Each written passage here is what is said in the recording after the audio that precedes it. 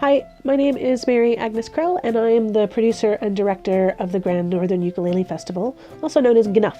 The festival takes place every spring in Huddersfield, in the centre, basically, of the whole of England. At that time, hundreds of ukulele players from around the world and across the country come to town to play music, make music, listen to music, and learn and make connections with people. We've been doing the festival as a team of voluntary organizers since we started just over 7 years ago. We each give our time throughout the year to plan the festival and the things that we do with it. Outside of the festival, we all have jobs and family. So I'm also a senior lecturer in digital media practice and theory at the University of Sussex, where I'm also the director of teaching and learning at present. Being an academic, I'm a bit of a nerd. And I wanted to know what about the ukulele makes people want to gather and sing and play and talk and connect.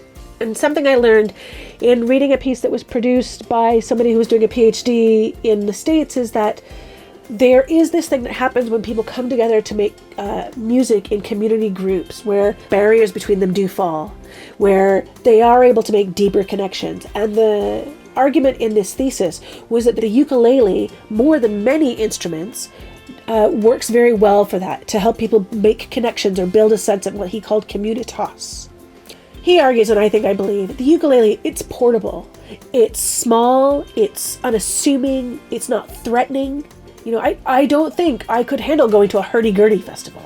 Like, how do you play them? And how do you tune them? And what is that going to sound like? You know, but I might be able to go to a banjo festival. I like banjos. They'd be louder. But with the ukulele, it evolved as an instrument to accompany the human voice when singing. So the instrument itself kind of inspires song. I think some people find it less intimidating because we have 4 fingers and there's 4 strings. Immediately less intimidating than, say, a guitar. You know, it's a Hawaiian instrument, or seen as a Hawaiian instrument, and the culture of the Hawaiian Islands is so much one of kind of openness and hanging out and having a great time and being good to other people, being nice to each other. I think you can't get away from that with the ukulele. Most of us have been going to gigs our entire adult life, some even longer. All of us play instruments of some kind. We are fans and lovers of music. So we made a commitment to do 3 things. 1, never to program somebody just because they're a popular ukulele artist. If we don't think that their music is any good, we're not going to book them. That's subjective, and we've had to have some challenging conversations around that. We wanted to make sure that our festival is international, that we're not just booking the 7 great British ukulele acts. So every year we raise money and we work to get proper work visas, and we bring people in from other countries and other cultures around the world. And the third thing that we wanted to do was we wanted to make sure that we weren't just programming men, if I'm honest. If there was a 4th point, in addition to not just booking people because they play the ukulele, booking people from around the world, and trying to book female artists, it's about trying to give people a leg up, an opportunity to really get started. Because we're trying to open it up to, as I said earlier, a range of audiences and a range of identities. So we have won some awards. The biggest award is the Queen's Award for Voluntary Service. It is crazy to me that we got this award. When you get the award, you're invited to a garden party at Buckingham Palace, which I think for some people is great. But I'm American and I didn't like the coffee there. But it opens doors. It's meant that people take us a bit more seriously. As soon as you say ukulele, nobody takes you seriously. But then you mention that you have a Queen's Award, or they realize that and they take you more seriously. We received the Epic Award from Voluntary Arts a few years ago. We've also, this year, received the Duke of York's Community Initiative Award. One of the things that is hidden about GNUF to many of the people who come to the festival is the community work that we do throughout the year. So every year at the festival, there are 3 banners that hang, each with very colorful kind of mosaic-like patterns of ukuleles. Those were made by working with a group called Faceless Arts and by holding a number of community workshops across Huddersfield and West Yorkshire. This year, we have a project run by Martin Eek Cooper. He's a clown who's taken part in every one of our festivals and who himself is suffering from brain cancer, had a massive tumor removed a few years ago, and we luckily didn't lose him. And Martin, with those around him, is leading a project called Gnuff in the community. And in the days before the festival, and even on the Saturday morning of the festival, they're performing kind of variety shows in care homes, schools, and other spaces around Huddersfield for free, to take bits of the festival, along with some other artists from the festival, to people who might not otherwise be able to make it to one of the venues that we're using. And every year we try to do stuff like that. 3 years ago, we almost cancelled Gnuff and just shut it down. And that's because I lost my little brother. And I lost him about 2 months before the festival. I didn't want to do anything and I didn't want to see anything, but we decided to keep it going. And that was hard. I don't know how we did the festival that year. I can't remember. But we made it through the festival. And at the end of the festival, I always stand up on stage and I say, thanks for coming. And that year I just said thanks for, I don't know what, I think I maybe said, I think you made Bernie proud. That's my little brother's name.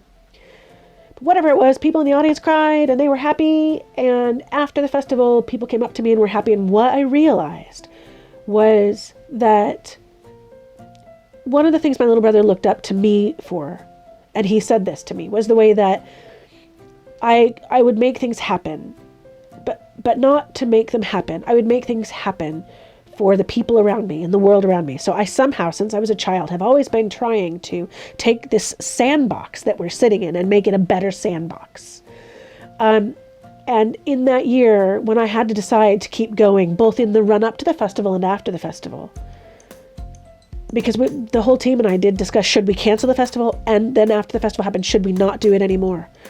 I had to really think about why keep doing it. And that notion of kind of building a better sandbox is one of them. But the other is, I believe that our festival can make a difference in someone's life, like even small. And people tell us that. We do anonymous surveys at the end of every festival, and people can write in and tell us what they thought, and we ask them to tell us what they liked and also what they didn't like. So we have to wait a few weeks to read it because we're not ready for the constructive criticism just then, because we're still a bit close to it all. But I'm proud to say that over 7 years, the constructive criticism has been dwarfed by people's positive comments about the festival. One person said he's a carer. He almost never gets to go out, and once a year he comes to the festival and it's his holiday and he feels normal. We have a trans person who's a member of our team and who has been making that journey over the 7 years of our festival. And nobody has ever looked at that person and made that person feel anything other than welcome at the festival, which shocked me, I have to say. I was really worried. So I think that we've created a space where people can find joy in what might be a joyless world, and where people can find a space in a world that doesn't always give them space. And I'm happy to spend the hours before work every day and the hours after work every day staring at spreadsheets to plan a festival, to raise money, to bring strangers I've never met into the country. I'm willing to deal with the complaints that you get every year because the coffee wasn't hot enough. Because I think that creating those spaces and creating those opportunities for people matter. And in my life, people have done that for me. So I lost my little brother, and 500 strangers kind of held me up and had an awesome time at a festival because the possibility was there for them to do it. And I don't know that the members or the participants of the festival even know that in their own way they gave me that space, that kind of joy in a joyless moment. So I think that's a reason to keep doing it. And that's certainly what keeps me doing it. We all get frustrated. We're humans, and it's a challenge building a festival that has a $50K a year budget for 500 or more people that takes over a town for a weekend. But I think we probably all come back to that. I think for everyone on the team, there are ways that we find that we are creating moments for people to just smile a bit, enjoy a bit of this life or this journey, or connect.